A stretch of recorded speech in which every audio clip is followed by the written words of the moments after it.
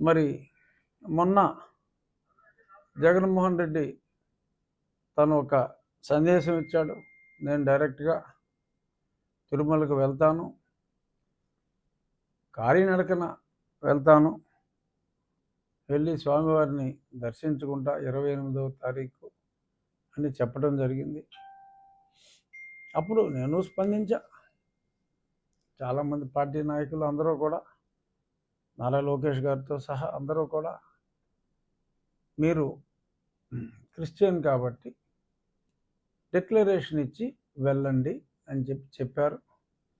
దానికి గతంలో చైర్మన్గా చేసిన కరుణాకర్ రెడ్డి గారు కానీ, సుబ్బారెడ్డి గారు కానీ వారి మనోభిప్రాయం. మరి గతంలో 5 సార్లు గుడికి వెళ్ళారు. బ్రహ్మోత్సవాలప్పుడు వస్త్రాలు సమర్పించారు. మరి అప్పుడు ఎలా వెళ్ళారు అని అడుగుతున్నారు. అదొక అర్థం లేని వితండ వాదన. అప్పుడు ఎలా వెళ్ళారంటే, మీరు చైర్మన్ కాబట్టి వెళ్ళాడు.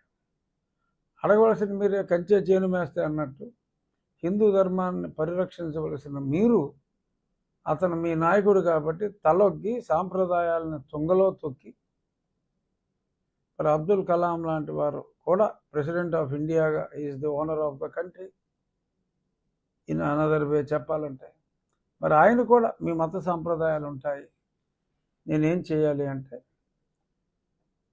ఆయనే ఆ డిక్లరేషన్ తీసుకురమ్మని ఆయన సైన్ చేసి ప్రెసిడెంట్ ఆఫ్ ఇండియా గారు అబ్దుల్ కలాం గారు వెళ్ళారు.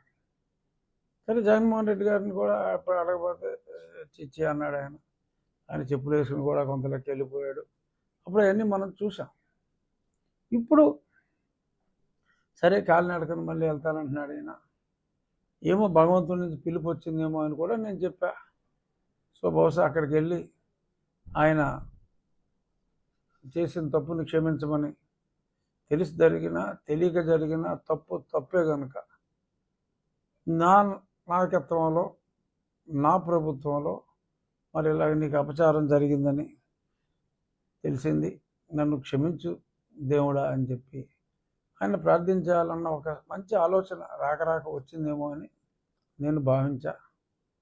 స్టార్టింగ్లోనే ఒక తూర్చు మరి గత చైర్మన్ గారు చెప్పారు ఏంటంటే, ఆయనకి కాలు బెనికిందో సంథింగ్, ఆయనకి ఎప్పుడు కావాలంటే ఆయన కాలు ఆయన కంట్రోల్లో ఉంటుంది. గతంలో కూడా కోర్టులకు వెళ్ళాల్సినప్పుడు కాలు బెనికిందని చెప్పి మణిపాల్ హాస్పిటల్కి వెళ్ళి వచ్చారు, కాలు బాగోలేదని. మరి అలా మళ్ళీ కాలు బాగోలేదు ఆయనకి. సరే ఓకే, డైరెక్ట్గా కారెక్కి కొండ మీదకి వస్తానన్నారు. కానీ మరి డిక్లరేషన్ గురించి అయితే గట్టిగా ఇన్సిస్ట్ చేశారు.